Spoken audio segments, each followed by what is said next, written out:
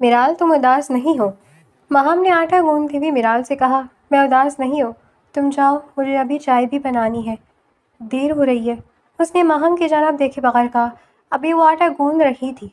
3 सालों से वो इस घर में रह रही थी। बगैर किसी चूँ चला के वो घर के तमाम काम खुद देखती थी। उसके माँ बाप का जब से इंतकाल हुआ था, ना चाहते हुए भी सईदा ताई को रिश्तेदारों के दबाव में आकर उसे अपने घर में रखना पड़ा। तुम हो, तुम्हें लगता है मुदस्सिर भाई ने तुम्हारे लिए कुछ नहीं भेजा, मगर ये देखो, मैंने अम्मी से छुपा ली थी ये चूड़ियाँ, मगर अब तुम्हें नहीं चाहिए तो ठीक है। माहम ने चूड़ियों वाला शॉपर दिखाया। नहीं माम, प्लीज़ मुझे दे दो, मेरे हाथ ख़राब हो रहे हैं, तुम यहीं रख दो। हिम्मत है तो ले लो। माहम, नहीं करो प्लीज़, ये टूट जाएंगी। वो रूहान सी हो गई तो माहम को इस पर तरस आ गया। मैं अभी दे रही हूँ, तुम फ़ौरन रोना मत शुरू कर देना, ओके? माहम वहीं चूड़ियाँ छोड़कर जा चुकी थी। मुदस्सिर ने जाने से पहले उससे वादा किया था कि वो लौटेगा और फिर उसे अपनी दुल्हन बनाएगा। यही ख्याल सोचकर उसके चेहरे पर मुस्कुराहट छा गई। उसने पराठे बनाने के बाद चूड़ियाँ अपनी अलमारी में संभाल के रखी और वापस किचन में आई। क्या हुआ, क्यों खुद ही खुद मुस्कुराई जा रही हो? हाँ, और ये अभी तक नाश्ता नहीं बन पाया तुमसे? कॉलेज और स्कूल के लिए देर हो रही है, मगर तुम्हें अपने ख्यालों से फुर्सत नहीं है। उनकी बातों की वजह से मिराल के चेहरे पर जो मुस्कुराहट छाई थी वो सिमट चुकी थी। नहीं, वो टाइम बस बनाने वाली थी, आप चले, मैं 2 मिनट में ला रही हूँ। उसने अपने हाथों को तेज़ी से चलाया। वो 5 मिनट में बाकी का नाश्ता बनाकर टेबल पर लगा चुकी थी। अब क्यों मेरे सर पर खड़ी हो, क्या काम है? उसे अपने पास नजर झुकाकर खड़े देखते सईदा ताई ने तंजिया बोला। वो ताई अम्मी, कॉलेज की फ़ीस की आखिरी डेट है तो। हाँ हाँ, तुम्हारे लिए तो मेरा बेटा इतनी मेहनत करके कमाता है, ये नहीं दिखता 4 लड़कियों का फ़र्ज अदा करना है उसे। वो सर झुकाए यूँ नहीं खड़ी रही। अब तुम बगैर पैसे लिए हिलोगी नहीं यहाँ से। ये पकड़ो पैसे, और आज बस की किराए के पैसे नहीं हैं, तुम खुद आ जाना। वो अक्सर ऐसा ही करती थी, अक्सर इसी वजह से उसे पैदल आना पड़ता था, जबकि उनकी अपनी बेटियों के लिए उन्होंने वैन लगवाई हुई थी। मिनाल ने कॉलेज से निकलते वक्त माहम को देखा जो वैन में बैठ चुकी थी। दोनों का रास्ता भी एक था, मगर उसके पास कोई सरप्लस नहीं था जो इसीलिए वैन का खर्चा उठाए। उसने कभी मुदस्सिर से कोई शिकायत नहीं की थी। वो धूप में पैदल चल रही थी, आज फीस मिली थी तो बस का किराया ताई अम्मी ने दिया ही नहीं था। उसके पैर धूप की तपने से जल रहे थे। उसे अभी मज़ीद चलना था। उसने अपनी चप्पल की तरफ देखा जो बीच रास्ते में उसका साथ छोड़ चुकी थी। इस चप्पल को वो कई बार जुड़वा कर पहन चुकी थी और अब ये बीच रास्ते में फिर से टूट चुकी थी। चप्पल का पिछला हिस्सा आधा निकल चुका था। उसका ध्यान सारा चप्पल की तरफ था। उसने रोड क्रॉस करना चाहा, मगर सामने से आती गाड़ी को देखकर उसकी समझ न आया क्या करे। वो चीख मारते आंखें बंद कर चुकी थी। गाड़ी वाले ने बर वक्त ब्रेक लगाया, वरना अभी अपनी लापरवाही की वजह से मिराल का बहुत बड़ा एक्सीडेंट हो सकता था। गाड़ी में से सूट में मलबूस अरहान खान ज़्यादा बाहर आया। उसने एक नज़र सामने मौजूद लड़की को देखा जिसका चेहरा आधा चादर से ढका हुआ था। मिराल की रंगत धूप की शिद्दत से सुर्ख हो रही थी। आई एम सो सॉरी, आप ठीक तो हैं? अरहान ने उसका मायना करना चाहा। जी मैं ठीक हूँ, आपको गाड़ी देखकर चलानी चाहिए। अगर अभी मैं ठीक ना होती फिर मैं इसी गाड़ी के नीचे आ जाती। अरहान ने कभी किसी लड़की को दूसरी बार नहीं देखा था, मगर उसके हिलते लब अरहान की तवज्जो भटका रहे थे। हेलो, कहाँ खो गए आप? मिराल को गुस्सा आया। कहीं नहीं, ये सरासर आपकी गलती है, आप ही खाल अजनी से रोड क्रॉस कर रही थी और वो तो शुक्र करें कि मैंने ब्रेक लगा दी। उसने होश में आते मिराल की गलती गिनवाई। मिराल को अब अपनी गलती का एहसास हो रहा था। ये रख ले, अगर कहीं लगी है तो अस्पताल में दिखा दीजिएगा। उसने कुछ नोट निकाल कर मिराल की जानिब बढ़ाए। मैं आपको इतनी गरीब लगती हूँ कि अस्पताल तक ना जा सकूँ? ये पैसे आप अपने इलाज के लिए रख लें, कभी आपको इसकी ज़रूरत पड़ जाए। वो कहकर जा चुकी थी जबकि अरहान अपनी जगह खड़ा खड़ा रह गया। पीछे से गाड़ी के हॉर्न की आवाज़ों पर वो होश में आते वापस अपनी गाड़ी में बैठ चुका था। अच्छा, मुझे अपना नाम तो बता दो ताकि मैं तुम्हारे लिए कुछ भेज सकूं। मेरा नाम मिराल है, मिराल सिकंदर। माहम के मुंह से बेसाख्ता निकला। वो अपना असली नाम बताकर कोई मुसीबत नहीं चाहती थी। बहुत प्यारा नाम है, जब से मैं तुमसे इस कॉफ़ी शॉप पर मिला हूँ जहाँ तुम अपनी दोस्तों के साथ आई थी। हाँ हाँ, मैं हूँ ही इतनी हसीन कि कोई एक बार देखे तो देखता ही रह जाए।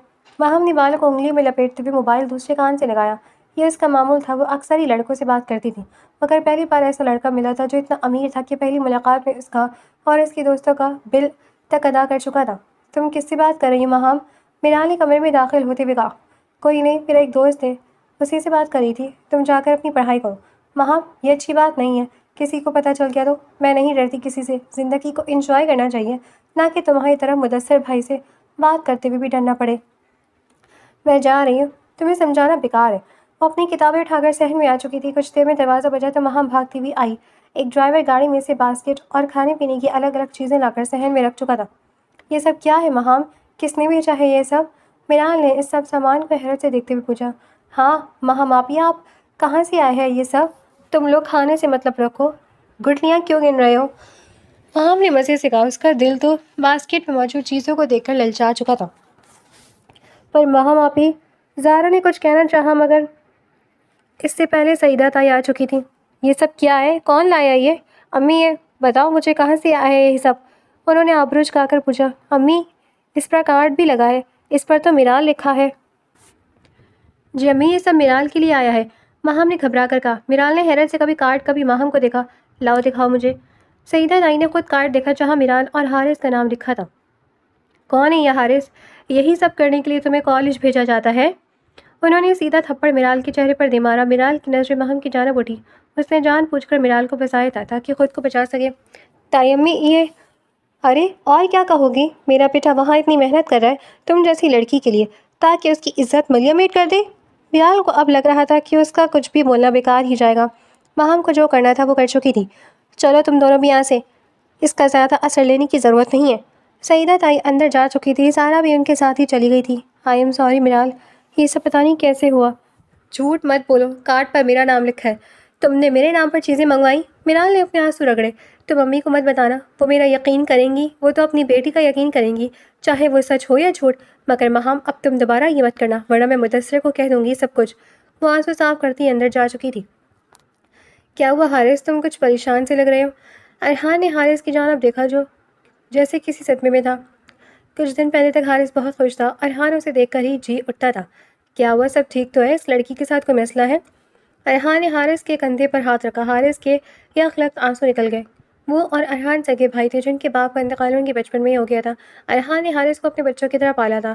ارحان کی رنگت اور نئے نقش اپنے باپ میں ملتے تھے جبکہ حارث کی رنگت دبتی ہوئی تھی، اس کے عام سے نئے نقش اپنی ماں میں ملتے تھے۔ کیا ہوا، رو کیوں رہے ہو یار؟ مجھے پریشان مت کرو اس طرح۔ بھائی وہ لڑکی میرال، میں اس سے کل ملا تھا، آپ نے کہا تھا تم زیادہ پسند کرتے ہو تو پرپوز کر دو، میں نے ایسے ہی کیا مگر اس نے انکار کر دیا۔ وہ سب باتیں، وہ محبت کی باتیں ہیں، یہ سب کیا تھا؟ وہ انکار کر دیتی تو اتنا درد نہیں ہوتا۔ اس نے کہا میں بہت عام سا لڑکا ہوں، کوئی شکل صورت کوئی پرسنالٹی نہیں ہے، اور وہ تو کتنے لڑکوں سے ایسے بات کرتی ہے، اس کا شادی کا دور دور تک ارادہ نہیں ہے۔ ارحان کے ہاتھوں کی مٹھیاں بھیج گئی۔ اس قدر بے عزتی اور وہ بھی ارحان خان زادہ کے بھائی کی۔ تم چھوڑو اس لڑکی کو، ایسی لڑکیاں عزت کی قابل نہیں ہوتی۔ پر بھائی وہ پہلی لڑکی تھی جو مجھے پسند تھی، میرا دماغ اتنا جلدی تسلیم نہیں کر سکتا کہ وہ سب فریب تھا۔ پر ہم کچھ نہیں کر سکتے حارث، بی بریو۔ آپ نہیں سمجھیں گے، آپ بالکل نہیں سمجھیں گے۔ میں جا رہا ہوں، پلیز مجھے اکیلا رہنے دیں۔ وہ ارحان کو اکیلے چھوڑ کر جا چکا تھا جبکہ ارحان کتنی ہی دیر بیٹھا رہا۔ اس نے کچھ دیر بعد حارث کو کال کی تو نمبر نہیں ملا۔ اس نے ملازم سے پوچھا تو پتہ چلا کہ حارث ہیوی بائک کی چابی لے کر جا چکا ہے۔ اس نے پریشانی سے حارث کا نمبر ملایا تو کسی لڑکی کی آواز موبائل سے ابھری۔ سر، یہ موبائل پیشنٹ کے پاس سے ملا ہے، آپ کو جلد از جلد کراچی ہسپتال آنا ہوگا، ان کا گھمبیر ایکسیڈنٹ ہو گیا ہے۔ یہ بات سن کر چند پل ارحان ساکت رہ گیا، اس کا دل جیسے بند ہونے کو تھا۔ ہیلو سر، ہیلو، جی میں ابھی پہنچ رہا ہوں۔ وہ بغیر دیر کیے باہر کی جانب بھاگا۔ وہ خود جانتا تھا کہ وہ کس طرح ہسپتال پہنچا تھا۔ حارث کے سر اور ہاتھ پر لگی تھی۔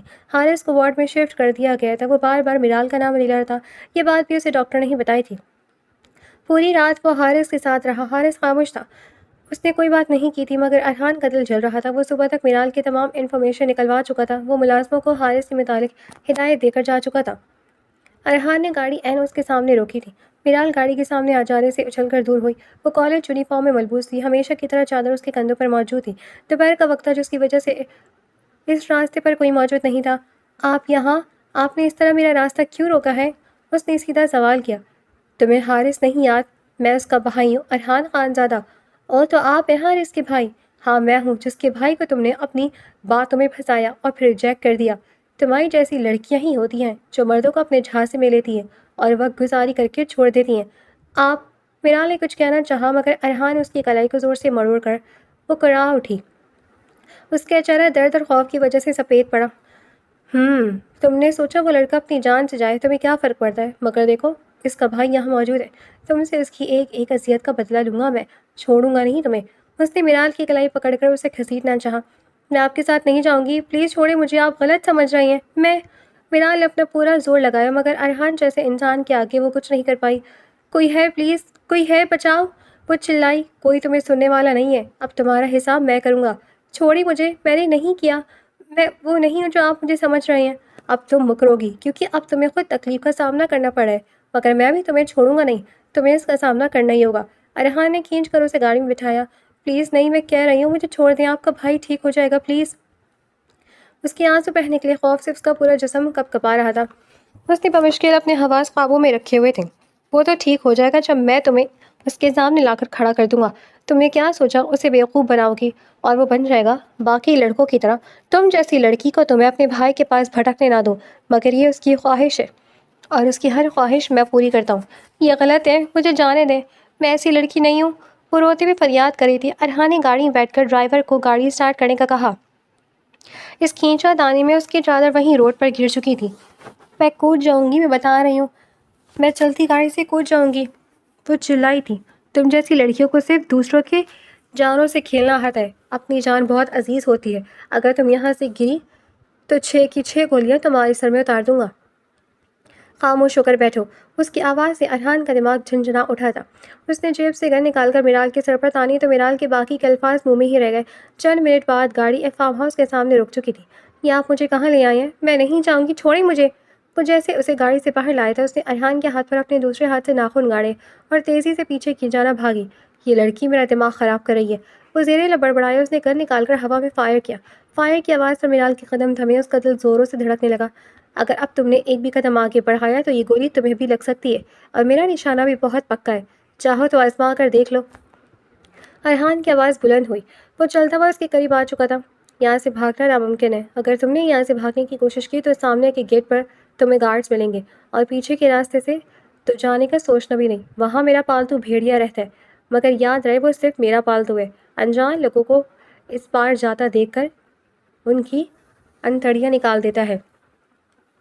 ارحان نے بندوق اس کی گردن پر رکھی۔ بندوق کی نال کی ٹھنڈک سے میرال کے چہرے کے ٹھنڈے پسینے آ گئے۔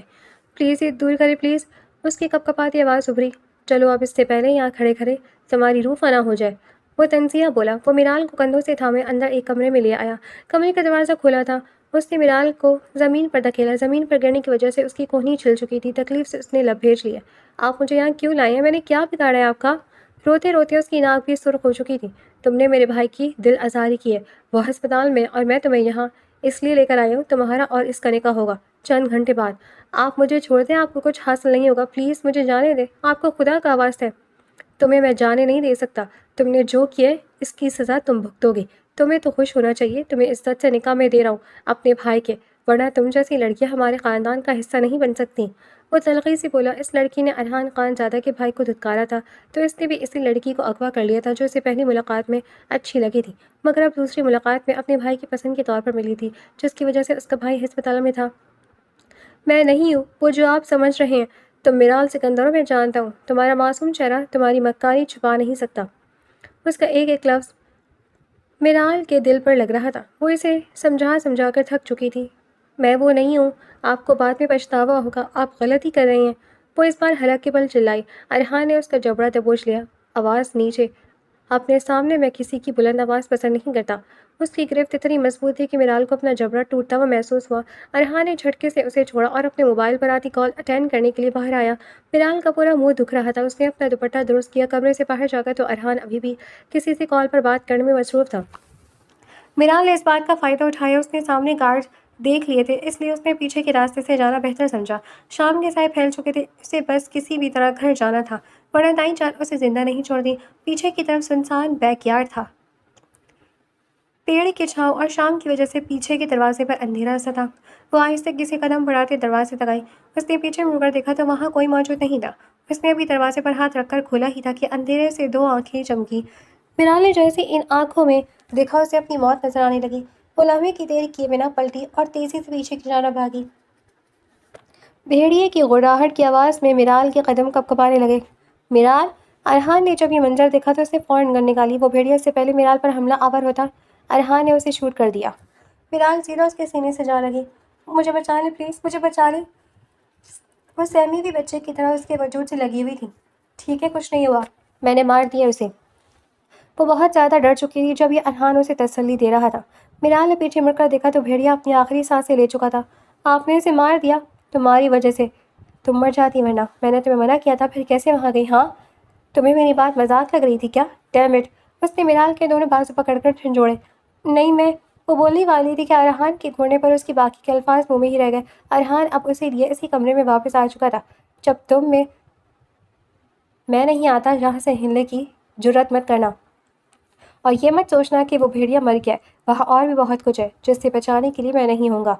میرے گھر والے انتظار کر رہے ہوں گے، پلیز کچھ تو رحم کریں۔ اس کی شکل دیکھ کر ارحان کو بھی طرز آیا، مگر وہ اتنا رحم دکھا نہیں سکتا تھا۔ تم نکاح ہونے کے بعد خود حارث کے ساتھ ان سے ملنے جا سکتی ہو، مگر تب تک کے لیے تم یہیں رہو گی۔ ارحان اسے بند کر کے جا چکا تھا۔ اس نے ملازمہ کو میرال کو کھانا وغیرہ دینے کا بھی کہہ دیا تھا۔ ارحان کا رخ اب سیدھا ہسپتال کی طرف تھا جہاں وہ اپنے بھائی کو خوشخبری سنانے والا تھا۔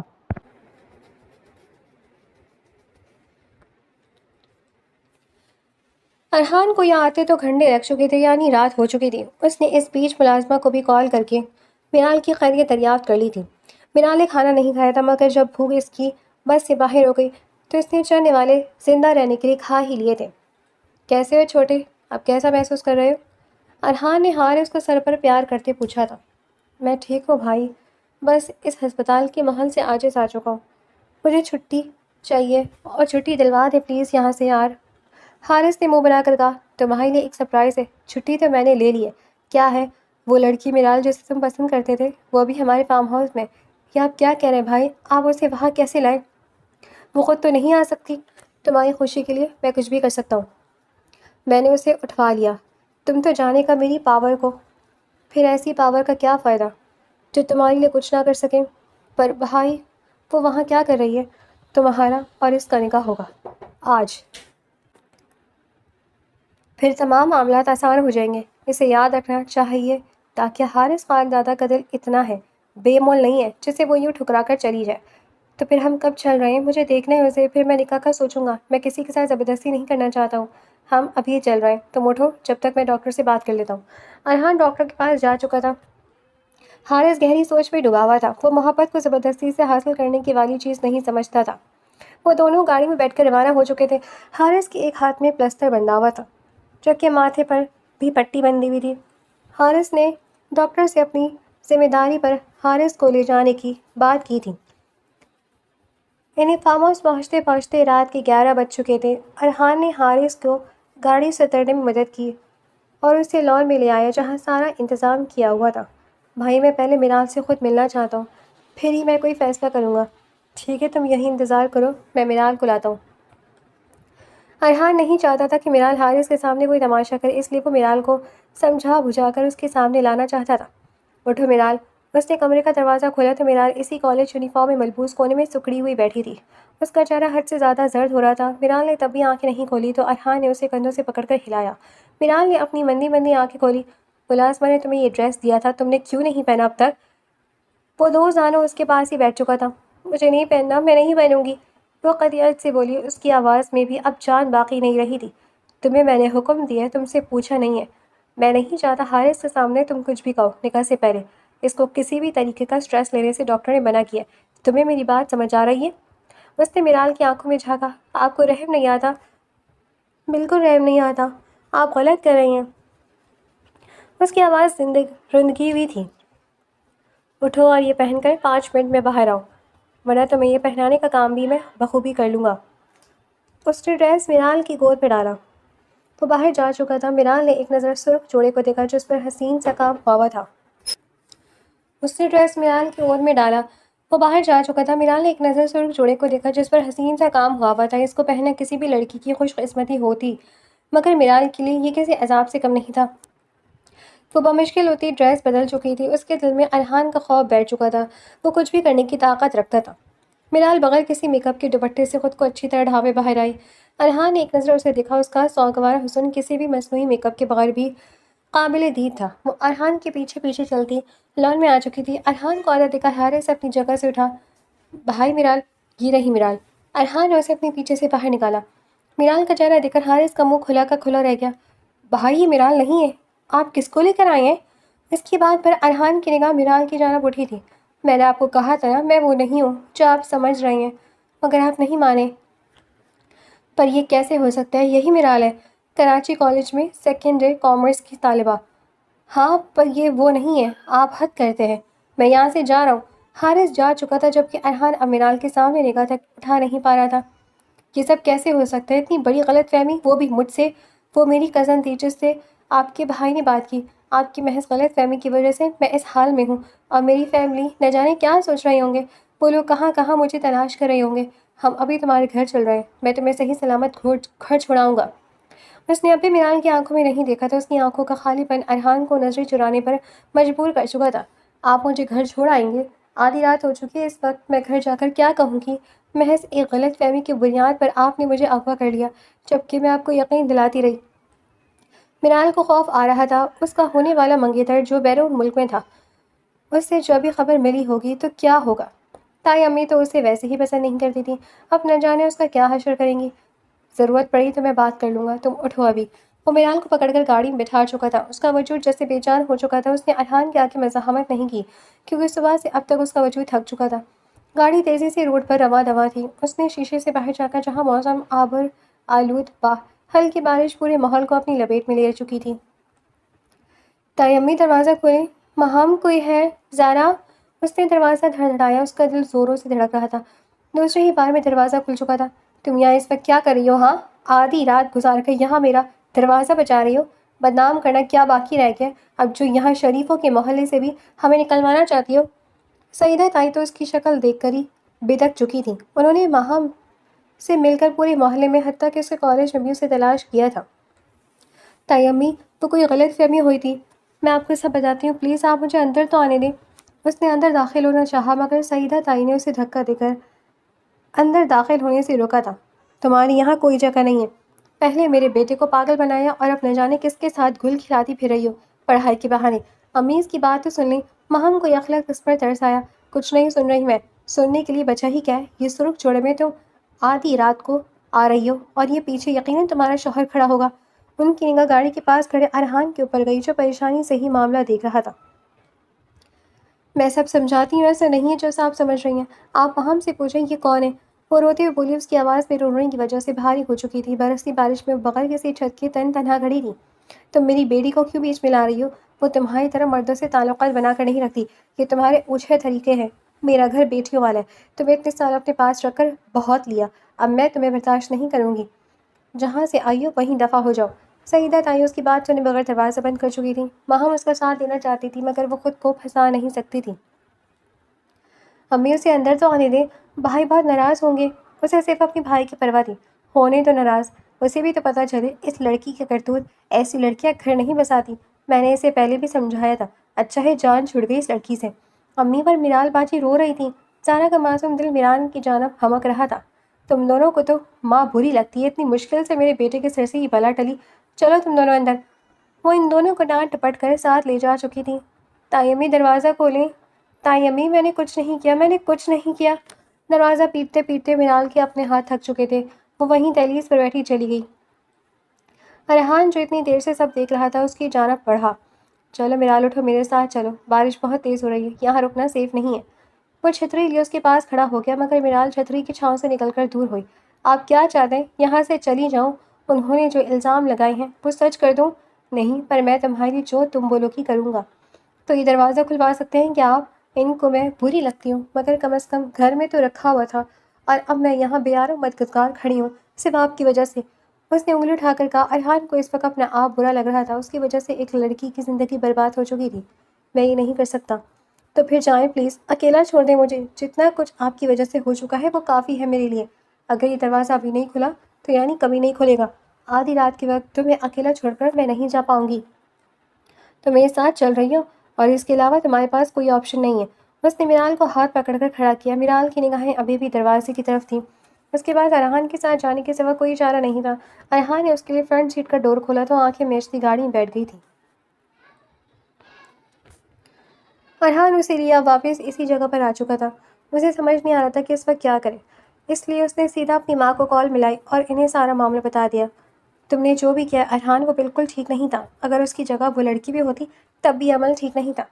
تم دونوں بھائیوں کو ایسی تربیت نہیں کی تھی میں نے، انہوں نے افسوس سے کہا۔ اماں میں حارث کی حالت دیکھ کر پاگل ہو چکا تھا، میں ایسا کرنا نہیں چاہتا تھا مگر میں اب شرمندہ ہوں بہت۔ تم اس لڑکی کو کہاں رکھو گے؟ کیا مطلب اماں؟ یہ یہیں رہے گی جب تک اس کے گھر والے مان نہیں جاتے؟ تم جانتے نہیں ہو گاؤں کے اصول کتنے سخت ہیں اور ہمارے مخالفین ہمیں ہمیشہ گرانا ہی چاہتے ہیں۔ وہ اس لڑکی کو یہاں موجودگی کو کس طرح لیں گے؟ تم نے سوچا ہے ایک پرائی لڑکی کی موجودگی سردار کی حویلی میں کئی سوال اٹھا سکتے ہیں؟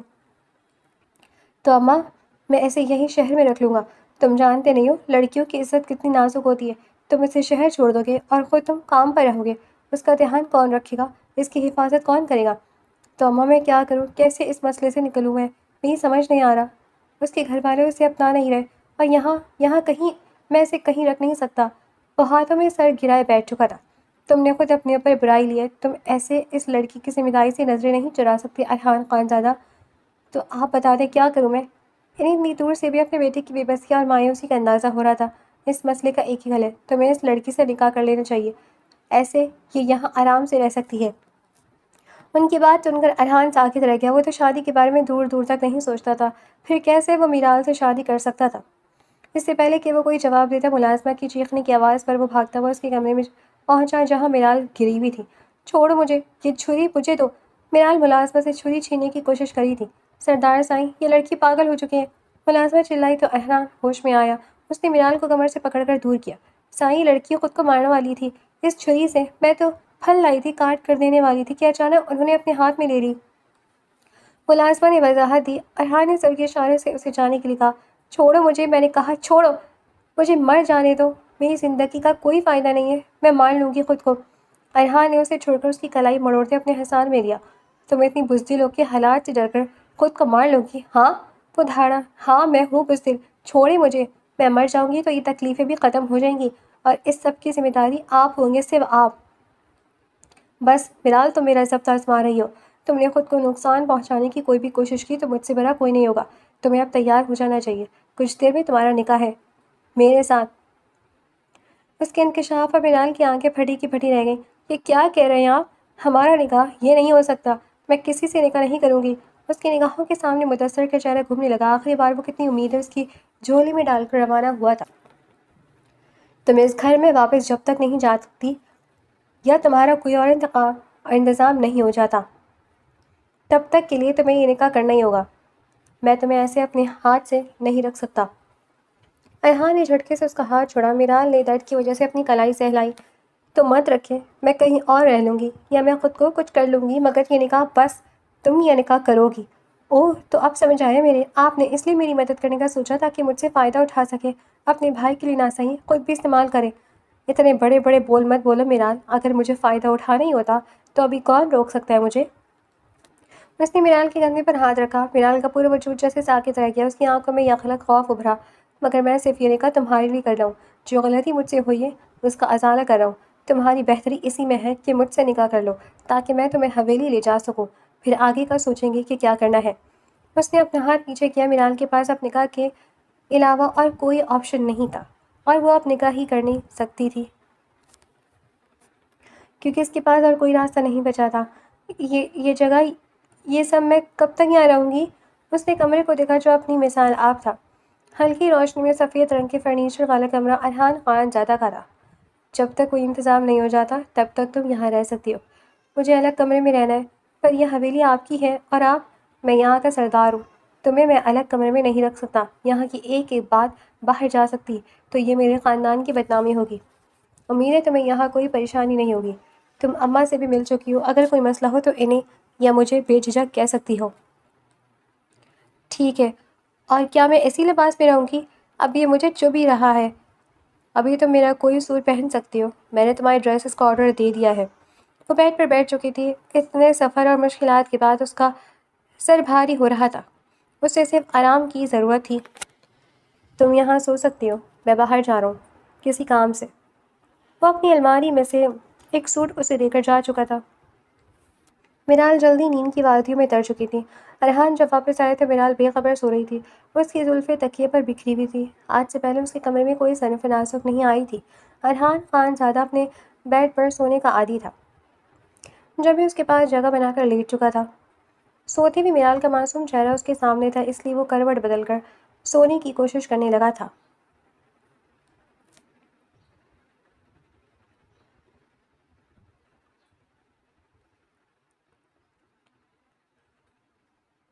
میں بس دیکھنا آئی تھی کہ یہاں کیا ہے۔ میرال پورا دن گھر پہ رہ کر اکتا چکی تھی۔ اس نے پوری حویلی دیکھ لی تھی سوائے ارحان کے اسٹڈی روم کے۔ میں نے منع کیا تھا شاید یہاں آنے سے، پر مجھے پڑھنا پسند ہے۔ یہ لائبریری بہت اچھی ہے، بہت بڑی ہے، جیسے بہت پرانی ہو۔ یہاں ایک سے ایک کتابیں موجود ہیں۔ اس نے ان کتابوں کو چھوا۔ یہ میری اور میرے بابا کے پسندیدہ کلیکشنز ہیں۔ ان کا ذوق بہت اچھا تھا۔ میرے بابا کو بھی پڑھنا پسند تھا۔ میرال اپنے باپ کو یاد کر کے آبدیدہ ہو گئی۔ میں نے انہیں تمہاری طرح جلدی کھو دیا تھا۔ یہ دکھ کبھی نہیں بھرتے ہیں۔ جانے والے چلے جاتے ہیں مگر اپنی یادیں چھوڑ جاتے ہیں۔ آج جو ہوتے تو میں یوں در بدر نہ ہوتی۔ تائی امی نے جس طرح مجھے گھر سے نکال دیا وہ سب نہ ہو پاتا۔ ارحان چند لمحے کچھ کہہ نہ سکا۔ کیا کہتا؟ اس سب کی وجہ تو وہ خود تھا۔ میرال، میں کوشش کروں گا وہ مان جائے کسی بھی طرح۔ اسے ماننا ہی پڑے گا انہیں۔ آپ کیا ہی کر لیں گے؟ پیسوں کا لالچ دیں گے یا دھوس جمائیں گے؟ میں ایسا کچھ نہیں چاہتی۔ انہیں اپنی بیٹی کا کیا ہوا کبھی نہیں دکھے گا۔ آپ کے لیے تو بہت آسان ہوگا کسی بھی لڑکی کو اٹھا لینا۔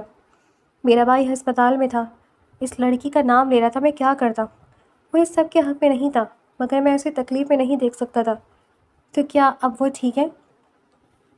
میرال نے پوچھا، کیونکہ اس واقعے کے بعد سے میرال نے حارث کو نہیں دیکھا تھا۔ وہ ٹھیک ہے، تھوڑا ناراض ہے، مجھے ایسی حرکت نہیں کرنی چاہیے تھی۔ آپ کو احساس تو ہوا، شکر ہے۔ وہ تنزیہ بولی، مجھے احساس ہے ورنہ میں تمہیں وہاں بے یار و مددگار بھی چھوڑ سکتا تھا، مگر میں نے ایسا نہیں کیا۔ تو آپ احسان جتا رہی ہیں؟ میں تمہیں حقیقت سے واقف کروں، دنیا اس سے بھی زیادہ بے رحم ہے۔ تو اس خدا کا شکر کرو جس نے تمہاری حفاظت کی ہے۔ ارحان اس پر ایک کٹیلی نظر ڈال کر جا چکا تھا۔ میرال وہیں کھڑی گہری سوچ میں ڈوب چکی تھی۔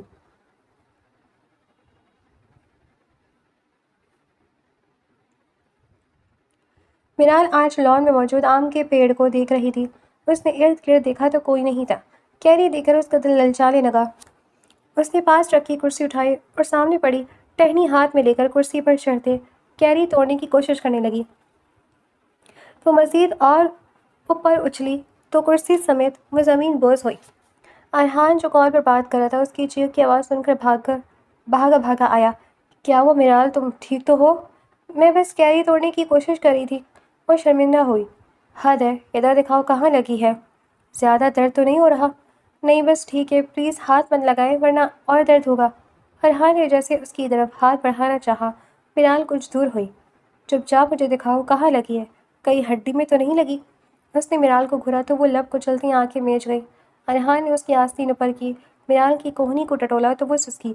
اس کی کوہنی پر نیل پڑ چکا تھا۔ ٹھیک ہے صاحب، بس تمہاری کوہنی پر نیل پڑ چکا ہے، جلدی ٹھیک ہو جائے گا۔ اس نے واپس میرال کی آستین ٹھیک کی۔ اس سب میں میرال اس کے نزدیک آ چکی تھی۔ آپ کو میری فکر کیوں رہی ہے؟ آپ تو کہیں گے جلدی جان چھوٹی میری۔ میں ایسا کیوں کہوں گا؟ تمہاری چوٹ لگنے سے مجھے کوئی فائدہ نہیں ہے۔ ارحان نے میرال کے ماتھے پر موجود بال ایک طرف کیے جو مسلسل اسے ڈسٹریکٹ کر رہے تھے۔ آپ کیا کر رہی ہیں؟ کچھ نہیں، تمہارے بال ایک طرف کر رہا تھا، اس نے عام سے لہجے میں جواب دیا۔ میرال کی چاچتی نظریں اب بھی ارحان کے چہرے پر جمی تھیں۔ کیا ہوا؟ زیادہ اچھا لگ رہا ہوں جو دیکھے جا رہی ہو؟ ارحان کے لب مسکراہٹ میں ڈھلے۔ میرال اس سے پہلے کچھ کہتی حارث کی آواز پر ارحان اس سے دور ہوا۔ بھائی میں آ گیا۔ وہ دونوں اپنی جگہ سے اٹھے۔ یہ وہی لڑکی ہے نا بھائی؟ یہ یہاں کیا کر رہی ہے؟ اس کی کزن نے جو کیا وہ کم نہیں تھا۔ حارث کا لہجہ تیز تھا۔ تمیز سے بات کرو حارث، یہ لڑکی اب تمہاری بھابھی ہے۔ ارحان کی آواز بلند ہوئی۔ حارث ہکا بکا سا ان دونوں کو دیکھنے لگا۔ میرال نے ایک نظر ارحان کو دیکھا جس سے اس کی بے عزتی برداشت نہیں ہوئی تھی۔ وہ خاموشی سے اندر چلی گئی۔ آپ نے اس سے نکاح کر لیا؟ ہاں، کیونکہ میری وجہ سے اس کی مشکلات بڑھ چکی تھیں۔ آپ کو وہ اچھی لگتی ہے؟ حارث ایک لمحے میں بھاگ گیا تھا کیونکہ ارحان خان زادہ کبھی کسی عورت کے نزدیک دیکھا نہیں گیا تھا۔ زیادہ مت بولو ورنہ یہ ہڈیاں توڑ دوں گا۔ ارحان جھیپ گیا تھا۔ اگر آپ کو اچھی لگتی ہے تو مجھے چلے گا۔ اس نے ارحان کے کندھے پہ ہاتھ ڈالا اور اسے لیے اندر چلا آیا تھا۔